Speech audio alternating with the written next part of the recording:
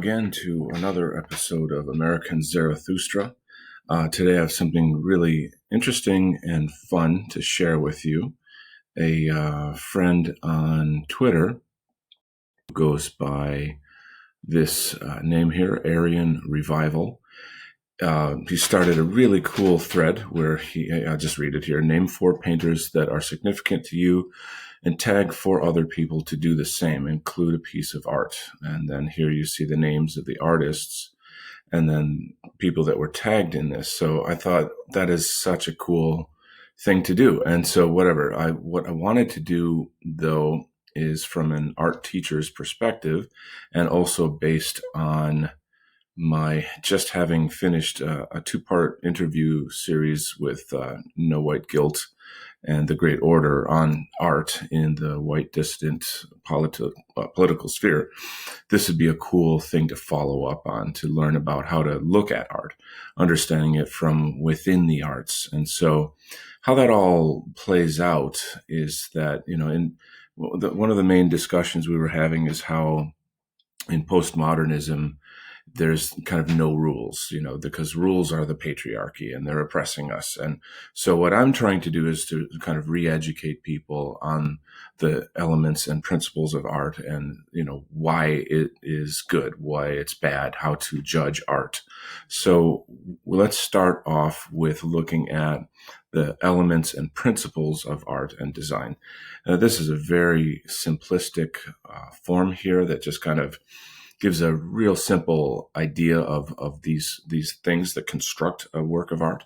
So this is obviously primarily for visual art. It's not related to, say, music or poetry, which have their own rules and laws. So here, basics, right? Line, shape, form. No, the difference between shape and form is 2D and 3D. That's kind of indicated by a shadow here. Color. Color has its own theory. That's its own topic. There's all kinds of things I could talk about with secondary colors, tertiary colors, texture, space, and value. Value literally, as you can see here, is the level of dark to light. Value within color there's different ways to go about that, where, the brilliance of a color, the purity of a color versus how dim and muted a color can be. So that right there you could in a sense say those are the building blocks, those are the raw materials of visual art. Over on this side here, we have the principles of design. So pattern, contrast, emphasis. We take maybe a little bit of a closer look at this to make it easier to understand a bit here. So patterns are quite obvious, right? Contrast, huge things. Emphasis, so that we get the sort of red among the black here. Balance. Emphasis is also another thing that we use. So, and scale, right? So proportion scale is right here. So through the use of scale, we have emphasis, right? Something is more noticeable, right?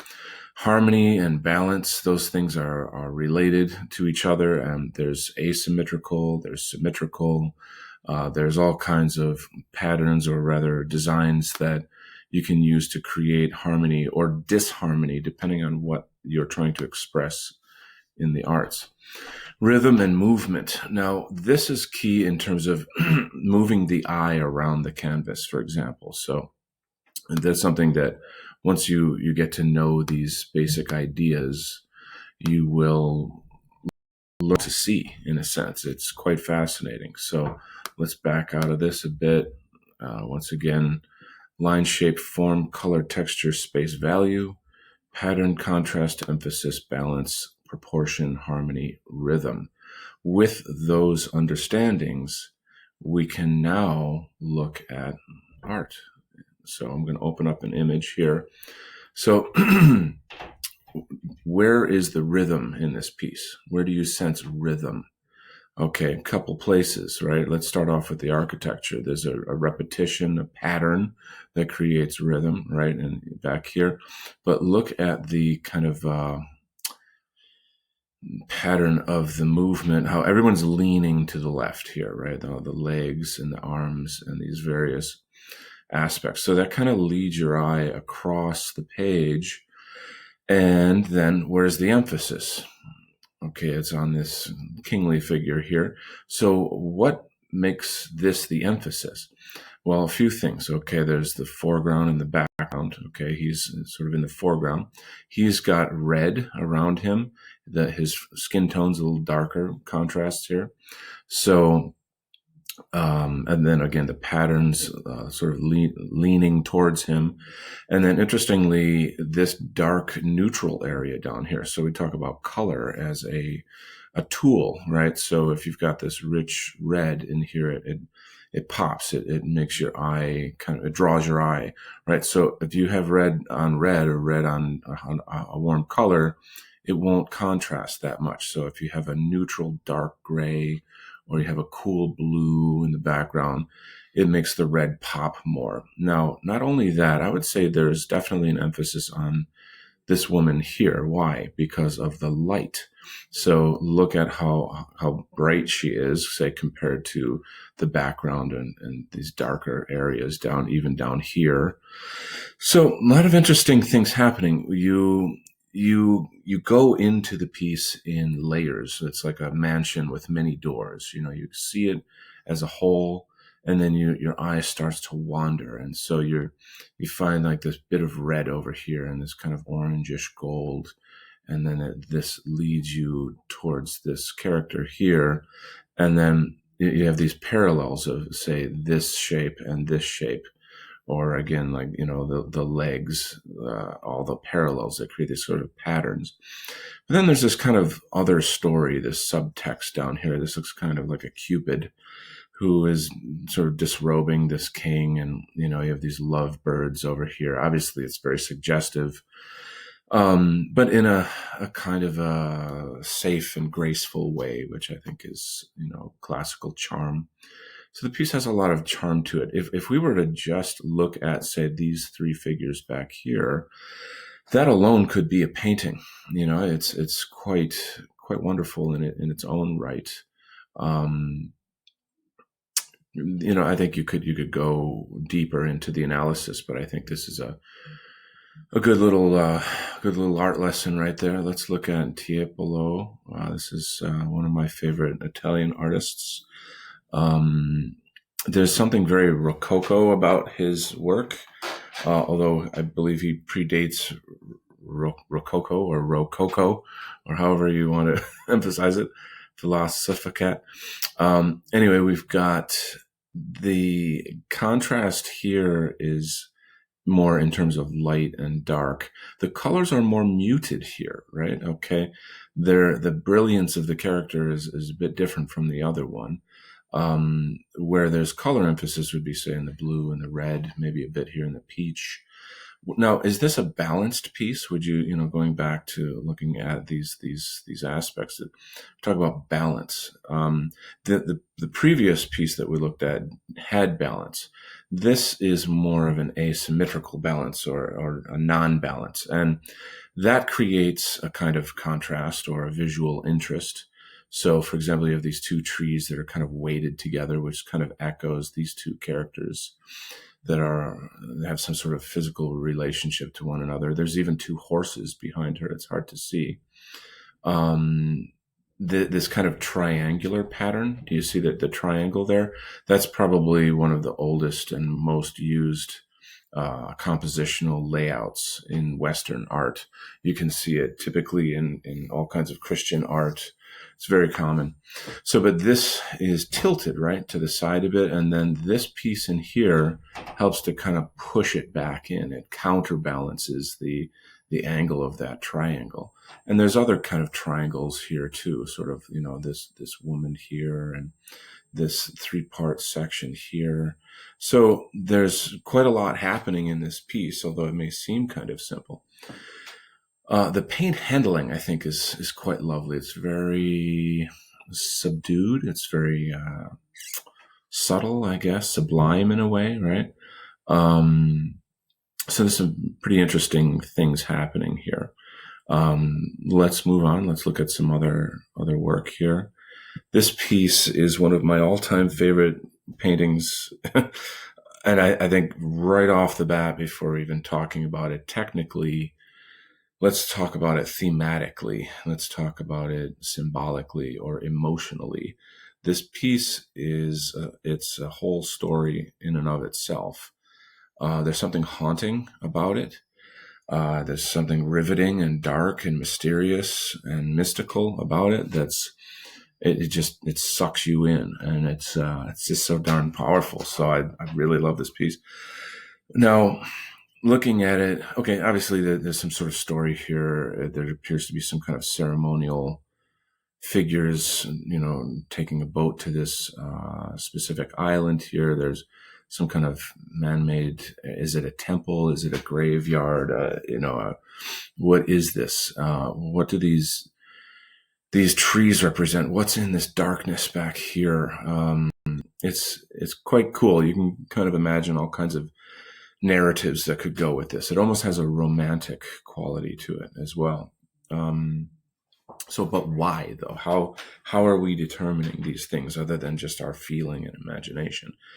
So let's go back to this a little bit here. Which one of these elements and principles are at play? Something to think about. Okay, pattern, contrast, emphasis, balance, proportion, harmony, rhythm. Okay, value. Let's just look at value. Value is in the elements section here. So let's talk about value. Well, value is light to dark. Okay, so there's a really nice range of value in this painting. And when I used to teach art, I would have my students, create like 5 boxes, and then I would shade in 0 to 5 in terms of white to black. And that way they had a sense of, how to create value. And then when I look at their artwork, I would say, okay, where's your value range in here? You're somewhere between a 2 and a 3. We need more 0s and 5s. We need more contrast, right? So there's another word, right? The range of value, and then of course this contrast. How about harmony? Okay, there's a great balance to this piece here, right? I mean, it's all just one kind of blob in the center of the piece, and it just sort of draws you into the center. The fact that these guys are kind of pulling in like this, that kind of pushes you forward. The neutrality of the space behind it, the simplicity of the what do you call it, the horizon line, and the ocean reflecting the sky. It's all sort of very neutral. And then even to some extent, the way these rocks kind of scaffold up, or they're sort of like a staircase leading up and around into this area. So there's a little bit of a counterbalance over here with this piece of rock sticking out. Just powerful, powerful stuff.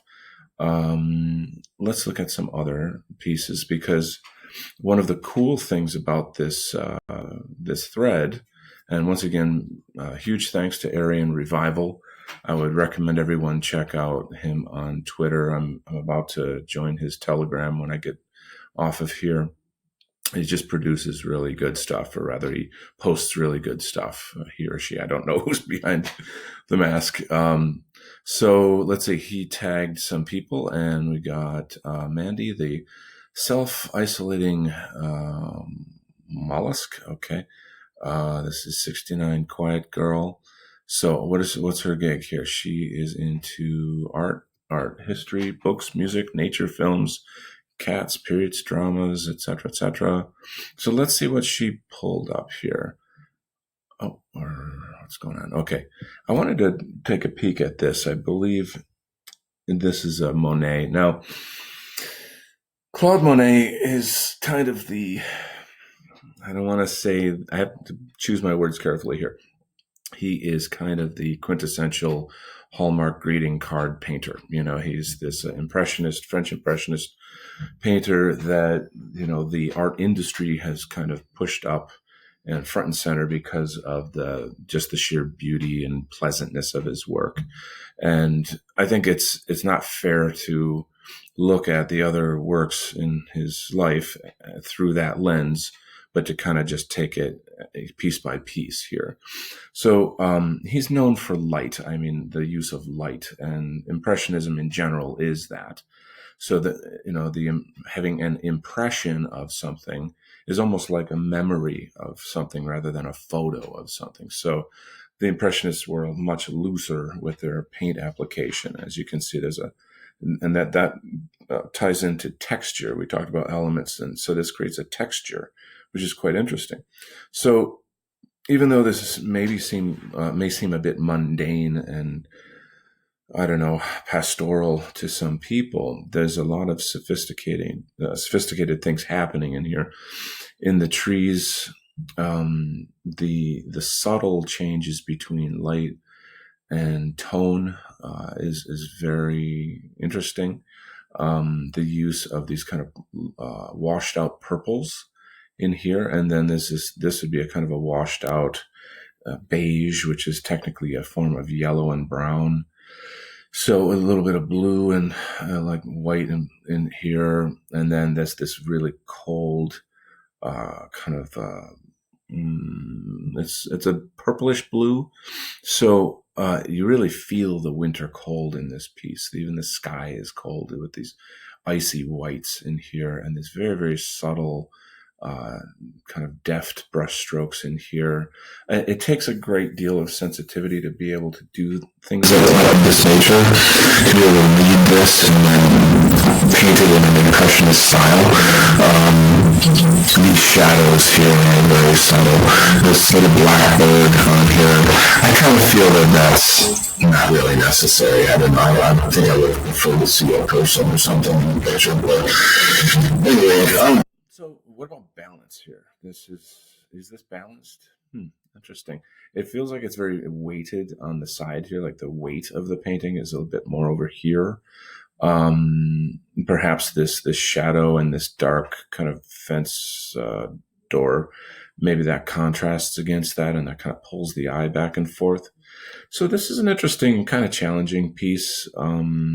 Whether you like it or not, 1 to 10 is really kind of up to you, but you should know why you like it. That's kind of the key point of why I'm looking at this here. I can't help but love this whole pre-Raphaelite romantic period in painting.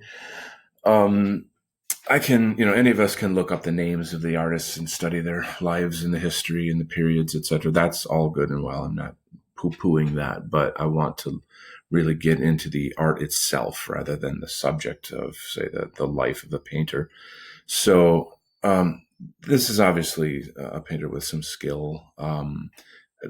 To be honest, painting all this kind of cloth and this fur and, the reflection on the water, my gosh, this is difficult stuff to do. It's in a way almost like flexing your painter muscles to say, oh, look what all I can do, all these kinds of things. But that is subservient to the art. That is just it's not like braggadocious, right? It's just, you almost don't notice it in a way. The realism of it, which is contrary to the impressionist view. The realism, it seduces the eye because you feel like you kind of reach in or walk into the piece. So let's talk about balance, contrast, rhythm. I don't know where I mean, there's a bit of rhythm here and there, but essentially, there's this kind of centrifugal force going on in this painting where with the sort of circular shape of this rug and then her body within it, and then this pond here. It's, those are kind of patterns, you could say. And I mean, it doesn't have to be that graphic that it's one circle on top of another circle per se, right? I suppose the contrast of the warm colors of her clothing against the neutral colors of the ground and the fur. I think, as a painter, probably the only thing I might have done on this is to make the background a little less clear to give it a sense of space. And because there's almost too much emphasis on this area and this area, I feel like the woman is the theme of the painting. I should think that perhaps this lotus garden is some kind of symbolic thing. It might have something to do with dreams or something of that nature. Again, this is something that people could look up. The peacock feather fan, maybe that has some symbolism to it. It's a charming piece. I can say that. I guess I'm not the guy that's impressed with super realism. I feel like if you're using it to create an emotion, a theme, a parable of some kind, that works. Okay, let's move on here. I suppose this is worth having a look at here. Very rich piece. Okay, let's go back and refresh our memory a little bit about these things here. Okay, so line, shape, form. Think of the form of the trees in that piece. There's even a texture in there. Emphasis. Where's the emphasis? How is contrast being used? How is proportion or scale being used? Is there rhythm and harmony? Let's find out. So scale. I feel as if this tree that is a very dominant part of the painting. Are you seeing the triangle again? The aha moment, right? Okay, so there's that triangle again. Of course, this is obviously a key element here. Now, let's look, how is the eye led through the painting? So I think this is maybe the dominant feature that draws us down here. I feel like because of the light, it's brighter here, that pulls the eye in and down. And then this is clearly leading the eye back up. But then you feel that you want to fall back into this space here. There's some light in there to draw the eye in, right? Then we see this statue.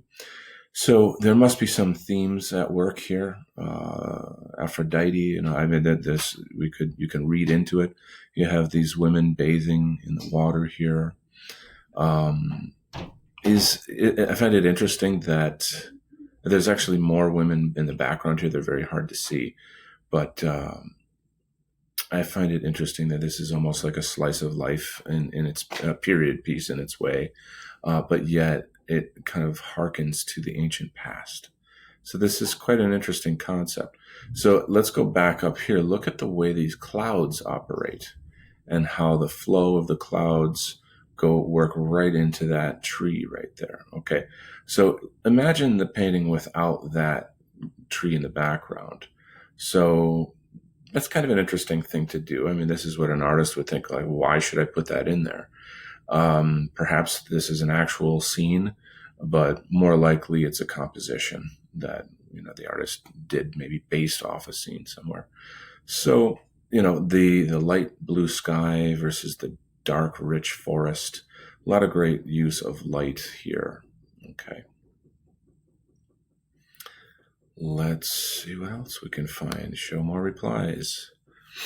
And so if you're new to American Zarathustra, please check me out on AmericanZarathustra.com. You can link up, subscribe to my YouTube and yada yada. Follow me on Facebook. That's where I'm a little more, I don't want to say radical, but more edgy. Okay, here's a piece I'm in love with. I love this piece. Okay, computer. Okay, there we go. So kind of frightening, in a way. This really is the moment of death. This seems to be the old, I saw a light at the end of a tunnel scenario. This is kind of, I don't know, it draws up a lot of existential thoughts about, So anyway, getting back to the elements and principles, this kind of centrifugal balance, it's hard to explain. There's a word for it, but I'm sorry, it's escaping me right now. But essentially, it just draws you in. It's very whole, but it's also kind of stunted in a way. There's only one thing you can do really in this piece, is to kind of start here and shoot into there, and you kind of go in and out of that space. So the use of contrast is very powerful here. Obviously, this is not a painting. It's some kind of an etching. The use of the patterns of these wings and these angels, a ton of value happening in this piece. these two figures here in dark, and then kind of standing on what almost looks like a cloud. Perhaps it's a cloud, and it's very simple. There's not like a lot you can say about it, but it's powerful. And actually, that's really the main point. That's what matters, right? All right. Now here's another piece that has a great deal of contrast, and another epic classic of Western art.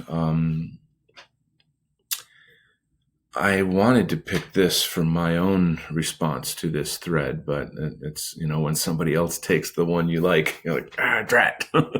So whatever, here we are. And, again, this kind of centrifugal design that kind of pulls you upwards in a way.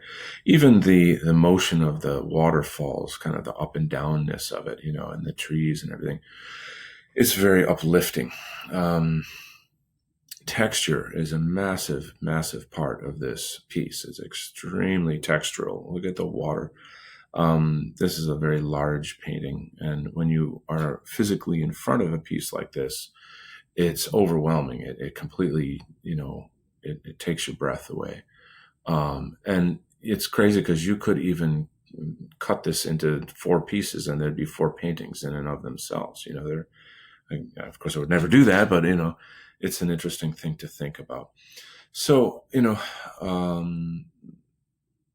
there's just so much dark contrast from the foreground to the background that one almost feels like, okay, this is, not realistic in some sense. It's almost fantastical in a way.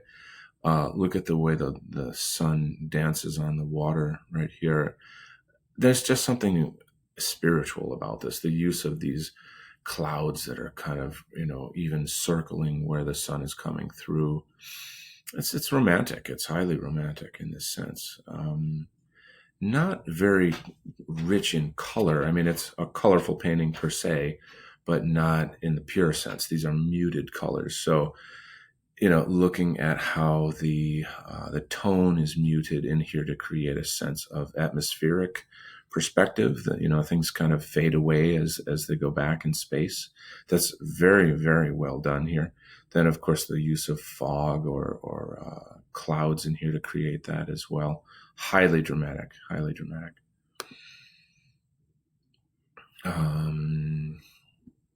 Another favorite right here.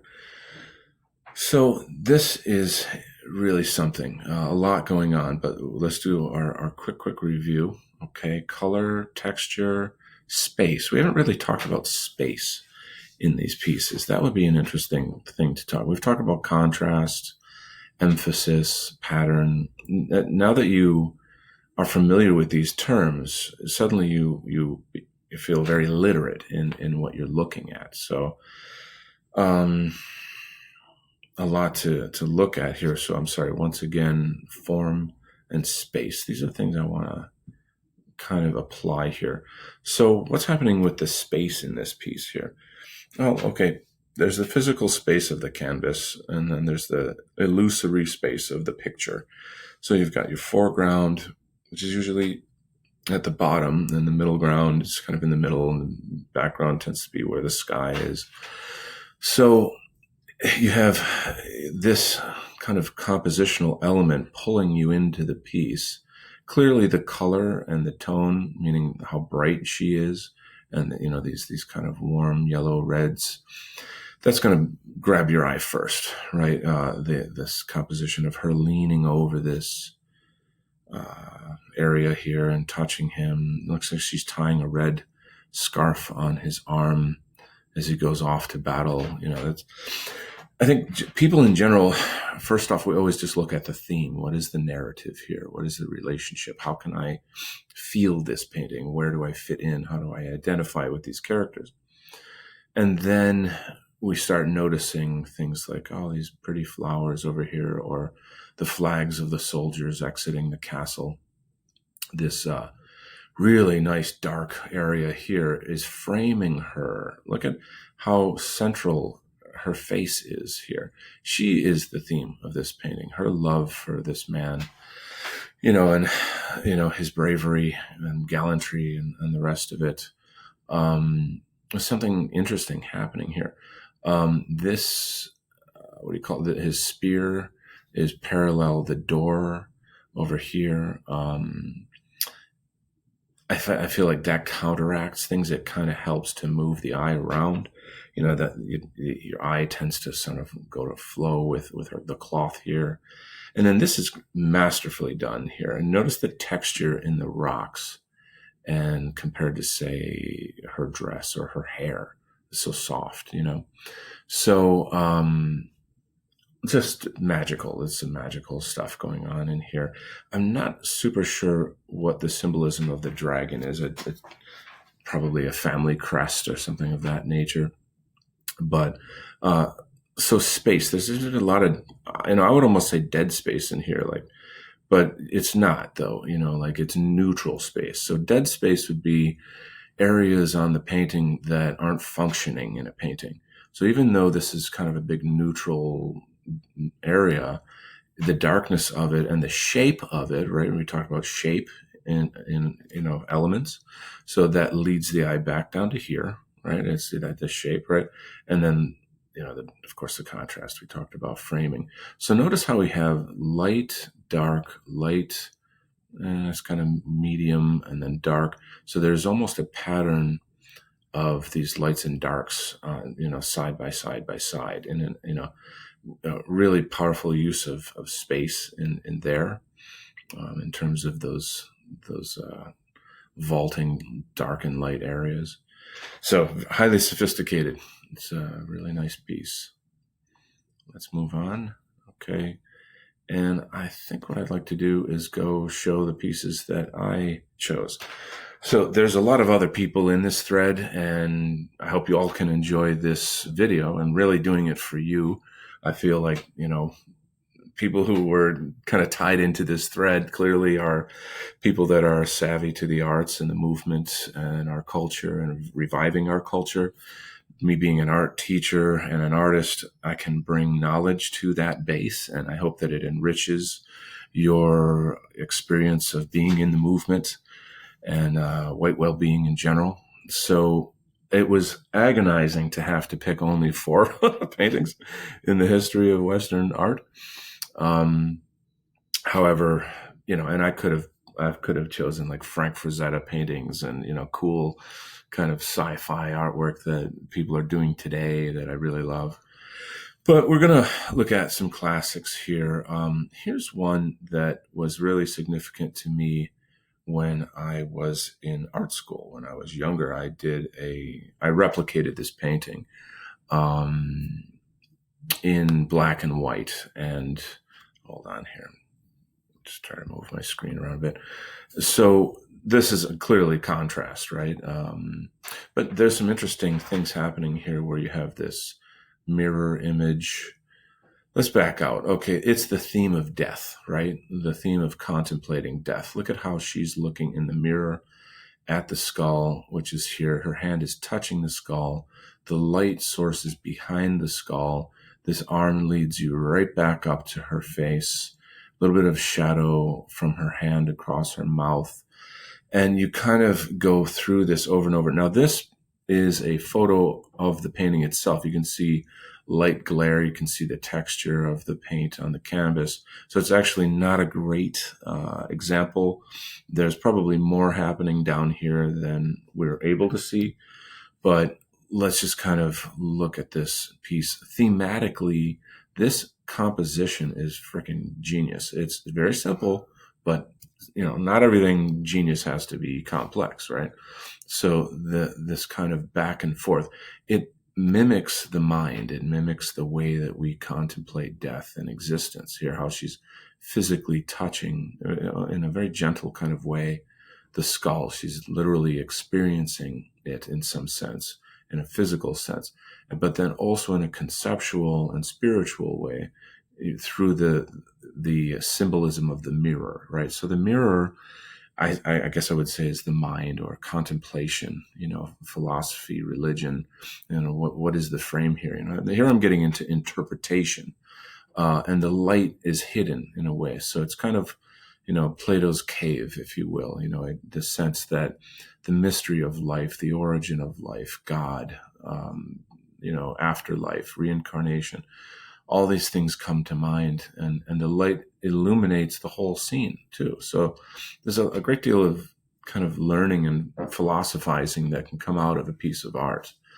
This is just, I just really like this piece. So let me back out a bit. Another piece, I think I'm going to wrap with this. I don't want to go super long here. I've already really gotten pretty deep. So this is another piece that I painted, and I didn't paint this particular one. This is Edouard Manet, French. He's kind of known as an impressionist, but I really don't think this is impressionism. It's not that loose. Anyway, Edouard Manet, Manet. It's not like contrast to Monet, Monet. I do recommend looking him up. I've loved the the paint handling. I really like. I guess it's kind of pasty in a way. There's something sort of painterly about it that I like. Sort of a certain touch that he has. So yeah, okay. Here once again, you've got that triangular composition. Right here, we have pattern or rhythm going through here with the angels with their wings. And notice the leaning to the side again. Interesting use of color with blue wings. It's an interesting way to jazz the painting up a bit. Blue sort of is kind of orangish yellow, this dark burgundy kind of red. Now remember, grays and browns and whites and blacks, those are neutral tones. In a sense, they're not really colors in some sense. They're more like forms of light. But anyway, so yes, this is the death of Christ. And I really find it beautiful how his leaning back into her shoulder and how dark that is in contrast to how bright this part of the painting is a very subtle and beautiful kind of way of showing sort of affection towards the body of Christ in terms of, I think if you're a Christian, you're coming from a very specific perspective, and that has a lot of humanism to it that's very beautiful and powerful. His body doesn't look dead. He's very Apollonian, He's very strong and good skin tone and all this, You don't see all the whips and stab. Of course, there's the spear mark, but, they do not see any sign of torture other than, of course, the crucifixion. So look down here. You probably didn't notice this, but down in the bottom, you have these two rocks that are slammed together, and there's a snake stuck in the middle of them. Kind of an interesting subtext to this piece here that people don't really think of, but it kind of implies, the death of Christ was the mastery over evil or something of that nature. Again, I guess, it doesn't have to be super complex to be a powerful painting. I love how this angel's sadness, in a sense, we can relate to her. We relate to her more than, say, the Christ figure. There's a dourness in her expression that I think is befitting for the theme, here. I guess not a lot to talk about. You already know about contrast, composition, rhythm, form, and these kinds of things.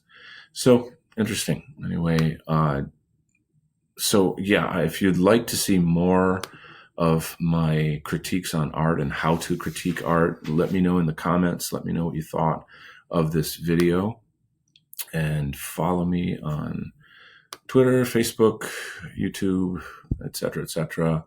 And you guys have a fantastic day.